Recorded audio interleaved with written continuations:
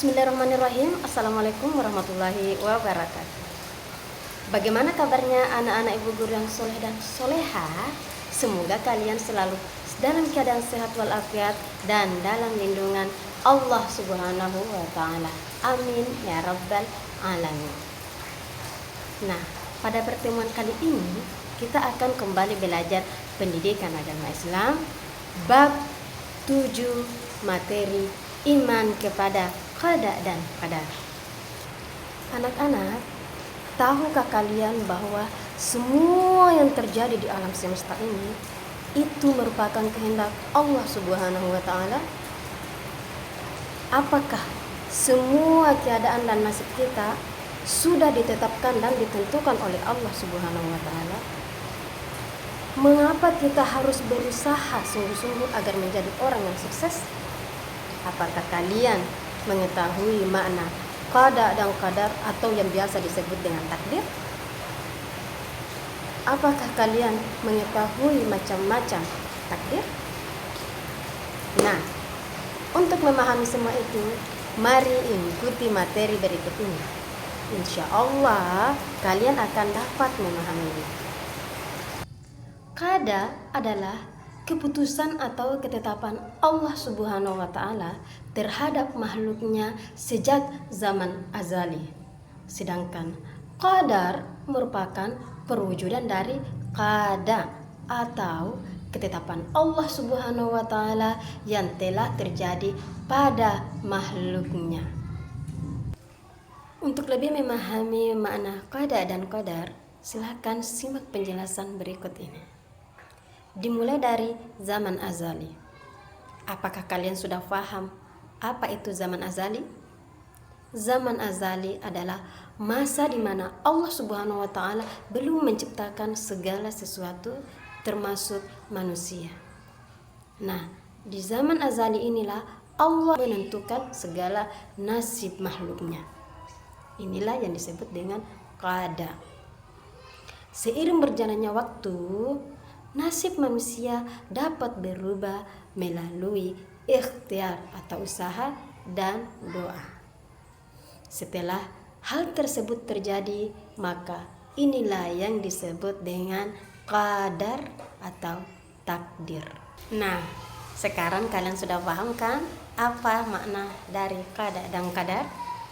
Jadi, perbedaan qada dan qadar itu adalah qada ketetapan Allah yang belum terjadi, sedangkan qadar adalah ketetapan Allah Subhanahu wa Ta'ala yang sudah terjadi. Tapi tahukah kalian bahwa ketetapan Allah Subhanahu wa Ta'ala ada yang bisa dirubah dan ada yang tidak bisa dirubah? Untuk mengetahui lebih jelas, simak video ini baik-baik ya.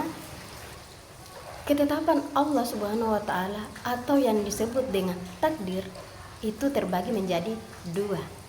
Ada yang namanya takdir mubram dan ada yang namanya takdir mu'allaq. Takdir mubram adalah ketetapan Allah Subhanahu wa Ta'ala yang tidak bisa dirubah lagi dan pasti terjadi. Contohnya adalah kematian. Sedangkan takdir mu'allaq adalah ketetapan Allah Subhanahu wa Ta'ala yang masih bisa dirubah melalui usaha dan doa. Contohnya, seorang anak yang ingin menjadi pintar atau sukses harus belajar dengan sungguh-sungguh dan berdoa kepada Allah Subhanahu wa Ta'ala. Lantas, bagaimana sih sikap kita terhadap takdir Allah Subhanahu wa Ta'ala? Sikap yang harus kita tunjukkan sebagai bentuk keyakinan kita terhadap ketetapan Allah Subhanahu wa Ta'ala adalah sebagai berikut. Yang pertama adalah ikhtiar. Apakah kalian tahu apa makna dari ikhtiar?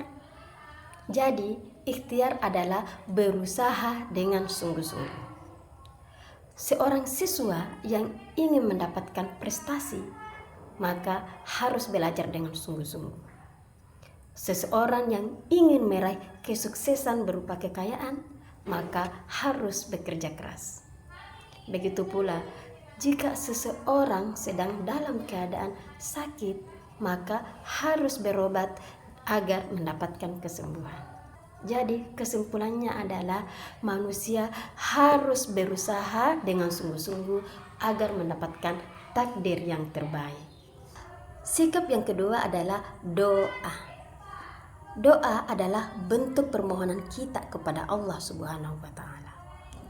Untuk mencapai takdir yang terbaik, maka doa dan usaha harus berjalan seiringan. Karena pada hakikatnya kita diwajibkan untuk berusaha, namun hasil diserahkan kepada Allah Subhanahu wa Ta'ala. Usaha tanpa diiringi dengan doa adalah termasuk perbuatan yang sombong. Sedangkan doa tanpa adanya usaha sama dengan perbuatan yang sia-sia. Sikap yang ketiga adalah tawakal.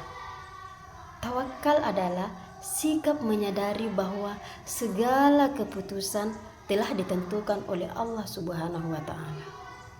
Tawakal juga disebut dengan menyerahkan diri kepada Allah Subhanahu wa Ta'ala. Nah, sikap tawakal ini harus dilakukan setelah kita berdoa dan berusaha dengan sungguh-sungguh. Sikap yang keempat adalah syukur.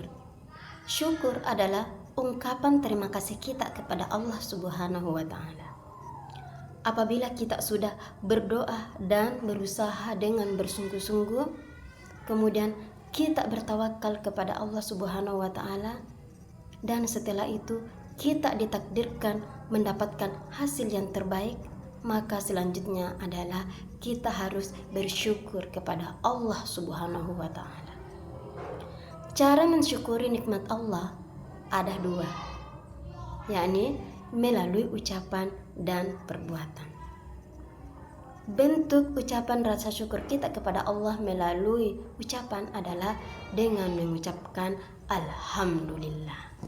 Sedangkan bentuk rasa syukur kita kepada Allah Subhanahu wa Ta'ala melalui perbuatan adalah dengan melakukan ketaatan kepada Allah Subhanahu wa Ta'ala. Sikap yang kelima adalah sabar. Sabar adalah kemampuan untuk mengendalikan diri. Sabar juga diartikan sebagai menerima keputusan atau ketetapan Allah Subhanahu wa Ta'ala dengan ikhlas. Sabar akan tumbuh subur pada hati manusia jika memahami dengan baik tentang takdir Allah Subhanahu wa Ta'ala. Seseorang yang beriman dengan takdir tidak akan mudah putus asa dan selalu tegar dalam menghadapi cobaan dan ujian. Nah, alhamdulillah materi pelajaran kita pada hari ini sudah selesai. Semoga apa yang kita pelajari hari ini dapat kalian pahami dengan baik. Terima kasih ya anak-anak karena sudah menyimak. Sampai jumpa lagi pada materi selanjutnya. Dadah.